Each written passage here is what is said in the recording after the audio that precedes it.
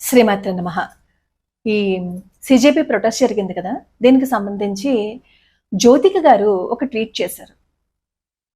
అసలు చాలా గర్విస్తున్నాను, నా పిల్లలకి మీరు ఆదర్శం, మీరు చేస్తున్న ప్రొటెస్ట్కి మా సపోర్ట్ ఉంటుంది అన్నారు. అలాగే శేఖర, కమల వీళ్ళే కాదు, ఈ బాలీవుడ్లో కొంతమంది కూడా మేము సపోర్ట్ చేస్తున్నాము అని అన్నారు.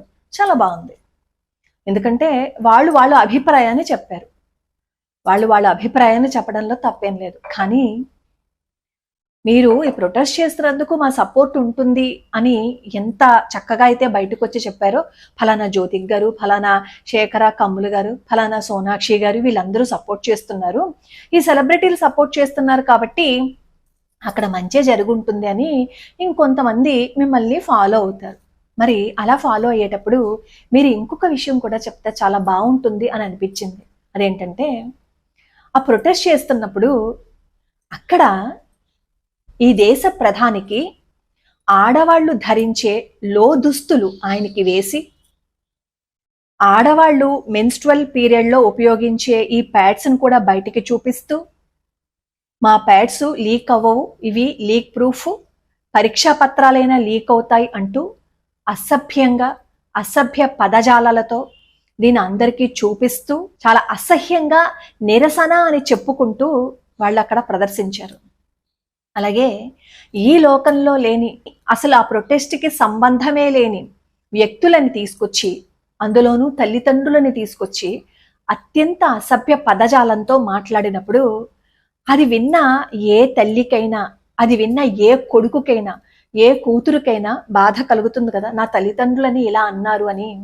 మరి ఈ దేశ ప్రధాని తల్లిదండ్రులు ఈ లోకంలో లేరు. వాళ్ళకి ఈ ప్రొటెస్ట్తో కానీ ఈ పాలిటిక్స్తో కానీ ఎటువంటి సంబంధము లేదు కదా. అలాంటి సంబంధం లేని వ్యక్తుల గురించి నాకు డబ్బులు ఇస్తే 1950 వరకు వెళ్ళి టైం మిషన్ కొనుక్కుని అక్కడ నరేంద్ర మోడీ గారి తండ్రికి అంటూ ఒక బూతు పదాన్ని మాట్లాడారు. అలాగే వాళ్ళ తల్లిగారి గురించి కూడా అసభ్యంగా మాట్లాడారు.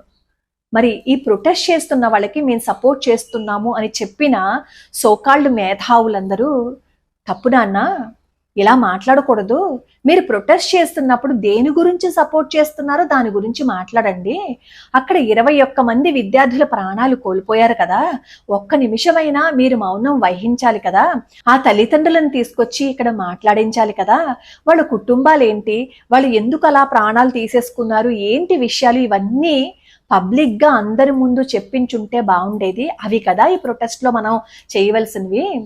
అది పోయి ఈ మతాల గురించి, అలాగే ప్రధాని గురించి, ఆడవాళ్ళ గురించి ఎందుకు మాట్లాడుతున్నారు? ముఖ్యంగా ఒక పురుషుడికి ఆడవాళ్ళు వేసుకునే దుస్తులు వేస్తున్నప్పుడు మీరు ఎందుకు ఒప్పుకున్నారు? వాటికి వీటికి ఏ సంబంధము లేదు కదా అని ఒక్క మాట, మీరు చేస్తున్నది తప్పు అని ఒక్క మాట ఎవరైనా అన్నారా? వాళ్ళు చేస్తున్న ప్రొటెస్ట్లో ఇవన్నీ భాగం కాదు అని ఎవరైనా ఖండించారా? సోకాళ్ళ మేధావులు ఎవరైనా ఒక చిన్న మాట, ఆడవాళ్ళు ఇలాంటి దుస్తులు ధరించకూడదు, చక్కగా పొందికగా ఉండాలి అని చెప్పారు అని అనుకోండి, వెంటనే గొడవకి వచ్చేస్తూ ఉంటారు కదా. ఆడవాళ్ళు ఎలా వేసుకుంటే మీకేంటి, వాళ్ళకి హక్కులు లేవా, వాళ్ళకి బాధ్యత లేదా, ఆడవాళ్ళ డ్రెస్సుల గురించి ఎందుకు మాట్లాడుతున్నారు అని అంటారు కదా. మరి పబ్లిక్ గా ఆడవాళ్ళు వేసుకున్న ఆ ఇన్నర్స్ ని చూపిస్తూ, అదేదో షోలాగా అందరికీ చూపిస్తూ, అక్కడ దేశ ప్రధానికి కూడా అదే దుస్తులు వేస్తూ, ప్యాడ్లను కూడా చూపిస్తూ అలా నిరసన వ్యక్తం చేస్తూ ఉంటే బుద్ధి సిగ్గు లేరా? అలా ఎందుకు చేస్తారు? మీరు ఆడవాళ్ళని అవమానిస్తున్నారా, లేదా ఏం చేయాలని అనుకుని ఈ దుస్తులన్నింటినీ చూపిస్తున్నారు అని అడగకపోగా, వాళ్ళు చేసే ఆ రాక్షస చర్యలకి ఇంకా సపోర్టుగా మాట్లాడుతూ ఆడవాళ్ళు కూడా అక్కడ గంతులు వేశారే, మరి ఇప్పుడు గుర్తుకు రాలేదా ఆడవాళ్ళ హక్కులు, ఆడవాళ్ళ యొక్క డిగ్నిటీ, ఆడవాళ్ళ యొక్క వస్త్రధారణ, ఇవన్నీ ఇప్పుడు గుర్తుకు రాలేదా? అంటే మనం ప్రొటెస్ట్ చేస్తున్నాం కాబట్టి ఆడవాళ్ళని కించపరిచే విధంగా అక్కడ చేసినా అది కరెక్ట్ అని అనిపించిందా? ఆడవాళ్ళు వేసుకునే దుస్తులు అన్నిసార్లు చూపించినప్పుడు అసహ్యం అనిపించలేదా? అలాగే ప్రొటెస్ట్కి నరేంద్ర మోడీ గారిని అసభ్యంగా చూపిస్తూ చాలా నీచంగా అక్కడ పోస్టర్స్ అన్ని చూపించారే, అప్పుడు కూడా సిగ్గు అని అనిపించలేదా? చిచి, మనం ఎందుకు ప్రొటెస్ట్ చేస్తున్నాము అని అనిపించలేదా? ఆ మాట కూడా ఈ మేధావులందరూ మాట్లాడి ఉండుంటే బాగుండేది. ముఖ్యంగా ఈ జ్యోతిక గారు స్త్రీమూర్తి, ఆవిడంటే నాకు చాలా గౌరవం. ఎందుకంటే చక్కటి వస్త్రధారణ ఉంటుంది, ఆ పిల్లల్ని పెంచే విధానం కూడా ఆవిడ ఎంతో శ్రద్ధగా పెంచుతూ ఉంటారు. ఆవిడ ఆర్టికల్స్ చూసినప్పుడల్లా భలే అని అనిపిస్తూ ఉంటుంది. ఒక స్త్రీ గురించి అంత సభ్యంగా ఆ ప్రొటెస్ట్ లో వాళ్ళు చేస్తున్నప్పుడు, అప్పుడు మీరు అవన్నీ చూశాక అప్పుడు కూడా వాళ్ళు చేస్తున్నది మంచి అని మీకు అనిపించిందా? వాళ్ళ ప్రొటెస్ట్ చేస్తున్న కారణం నిజమైన కారణమే, కానీ ఆ విధానం సరిగ్గా లేదు అని ఎవరైనా చెప్పగలిగారా?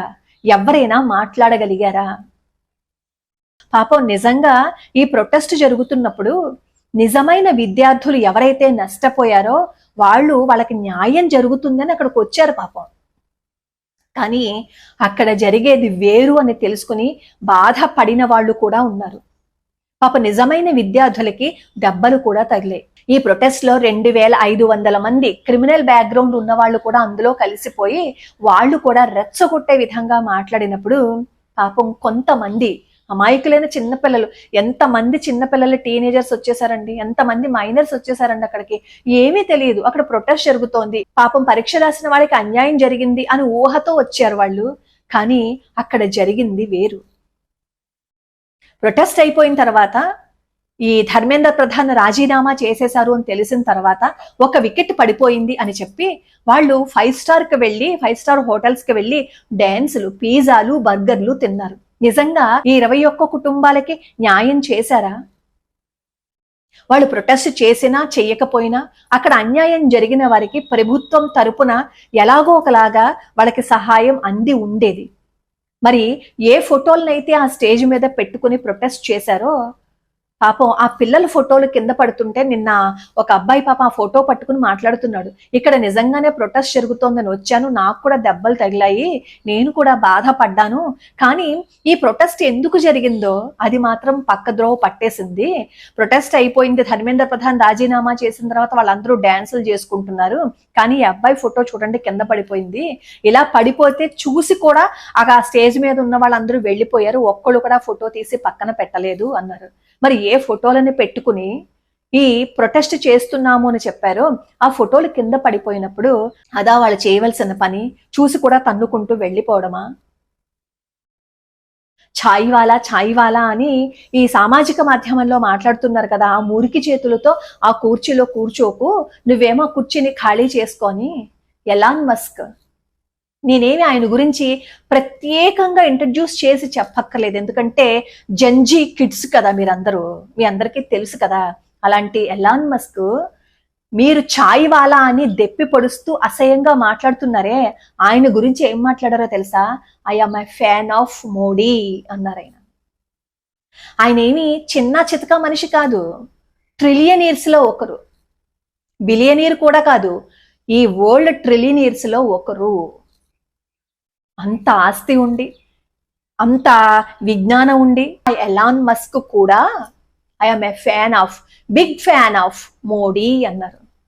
అలాంటి ఆయన్ని పట్టుకుని ఛాయ్ అమ్ముకోవటం ఏదో తప్పైనట్లుగా, అదేదో చేయకూడని పని అన్నట్లుగా, ఛాయ్ వాళ్ళ నీ చేతులతో నువ్వేమో టీ తాగావు, అమ్మావు, ఆ మురికి చేతులతో అక్కడ కూర్చున్నావు అని అంటున్నారే. మరి ఛాయివాలా అని మాట్లాడుతున్న వాళ్ళు ఎంత బాగా చదివేసుకున్నారో, ఎన్ని దేశం కోసం చేసేసారో కదా, ఎన్ని చేసేసారంటే దేశం కోసం. ఛాయ్ అమ్ముకోవడమే తప్పైతే కష్టపడి ఆ ఛాయ్ అమ్ముకునే స్థితి నుంచి ఈ దేశం గర్వించదగ్గ ప్రధానమంత్రి పదవిలో అక్కడ కూర్చున్నారు అంటే రాత్రికి రాత్రి ఆయనకి ఏమి వచ్చేలేదు, రాత్రికి రాత్రి వచ్చి దండలేసి అక్కడ కూర్చోపెట్టలేదు ఆయన్ని. ఆయన వెనక ఎంత కష్టం ఉంది, ఎంత కష్టపడ్డారు అనేది తెలుసుకుంటే ఛాయివాలాని కించపరచడు. అయినా ఛాయవాలా అక్కడ కూర్చోకూడదా? కష్టపడి పనిచేసి ఆయన సమర్థతని నిరూపించుకుని అక్కడ కూర్చున్నారు అంటే ఆయన వెనకపడిన కష్టాన్ని గుర్తించకుండా అంత కించపరిచి మాట్లాడుతున్నారే, ఛాయ్ అమ్ముకోవటం తప్ప? మరి అక్కడికి వచ్చి ప్రొటెస్ట్ చేసిన వాళ్ళందరిలో అంటే ఇలా మాట్లాడుతున్నానని దయచేసి అనుకోవద్దు.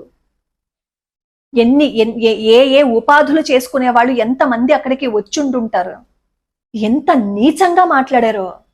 అలా మాట్లాడుతున్నప్పుడు మరి వాళ్ళను చూసి గర్వంగా ఫీల్ అయ్యే ఈ సోకాల్డ్ సెలబ్రిటీస్ ఇవి మాట్లాడకూడదు అని చెప్పి ఖండించారా?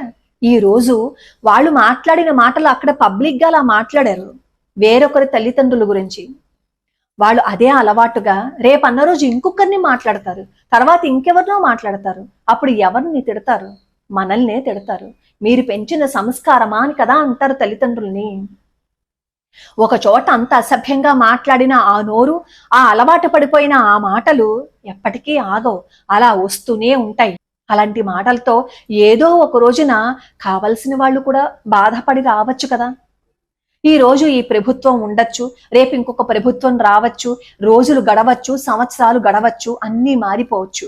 కానీ పిల్లల సంస్కారం గనక చండాలంగా తయారైపోతే, సంస్కార విహీనులుగా తయారైపోతే దేశం మాట అక్కడ పక్కన పెట్టుంచండి, కుటుంబమే సర్వనాశనం అయిపోతుంది. పిల్లల్లో సంస్కారం లేకపోతే. నిజమే, అసలైన కారణం పాపం పిల్లలు బాధపడ్డారు. పేపర్ లీక్ అయింది. ఎంత స్ట్రెస్ని ఫేస్ చేసి వాళ్ళ పరీక్ష రాసొస్తే పేపర్ లీక్ అయినప్పుడు వాళ్ళు చాలా బాధపడతారు. వాళ్ళ కోసం నిజంగానే ప్రొటెస్ట్ చేస్తే అక్కడ అంత అసభ్యకరంగా, అంత అశ్లీలంగా డ్యాన్సులు ఎందుకు చేశారు? మీరు చూసే ఉంటారు. ఆ ప్రొటెస్ట్లో చీటితో చెప్పలేనంతగా వికృతమైన నృత్యాలు చేశారు. ఆ ప్రొటెస్ట్లో ఒక పోలీస్ ఆఫీసర్కి స్కల్లో బాగా పదునైన టైల్ ఒకటి గుచ్చుకుపోయింది. ఆయనకి ఆపరేషన్ చేస్తే ఆయన అసలు చావు అంచుల వరకు వెళ్ళిపోయారట. తర్వాత నిలకడగా ఉంది అని అన్నారు. మరి ఇప్పుడు ఎలా ఉంది అనేది నాకు తెలియదు. ఇంకొక కానిస్టేబుల్, ఆ అమ్మాయికి కడుపుతో ఉంది, కడుపులో బిడ్డ చనిపోలేదా? ఆ ప్రొటెస్ట్లో అన్యాయం నిజమైన విద్యార్థులకి జరిగింది, అలాగే అక్కడ అధికారులకి కూడా జరిగింది కదా. అంత హింసాయుతంగా ఎందుకు చేస్తున్నారు ప్రొటెస్టు? మీరు చక్కగా చెయ్యండి అని ఎందుకు చెప్పలేకపోయారు? ఈ రోజు ఈ యువతే రేపొద్దున్న దేశానికి భావి భారత పౌరులు కదా.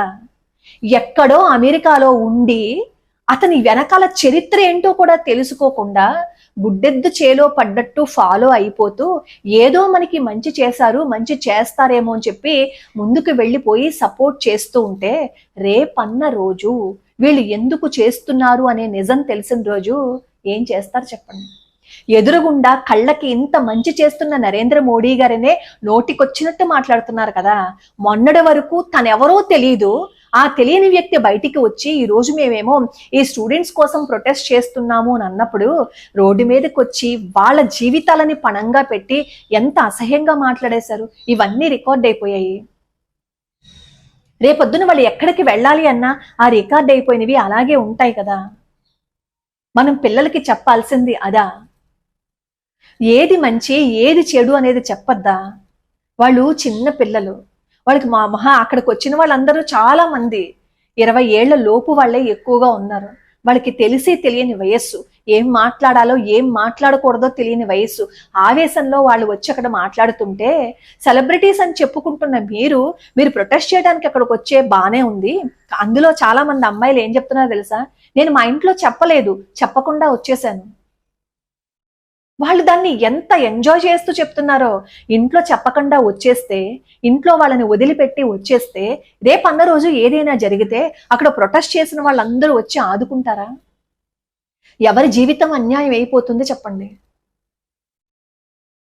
వాటన్నిటి గురించి కూడా మాట్లాడి ఉంటుంటే బాగుండేదేమో అని అనిపించింది. ఎందుకంటే మీరు ఈ సమాజంలో కొంతమందిని ప్రభావితం చేస్తున్నారు కాబట్టి అక్కడ జరుగుతున్న కారణం తెలుసుకుని వాళ్ళని గౌరవించటంతో పాటుగా దాని వెనకాల ఉన్న ఈ దరిద్రపు కుట్టు, ఈ చండాలాన్ని కూడా మీరు మాట్లాడి ఉండుంటే బాగుండేది.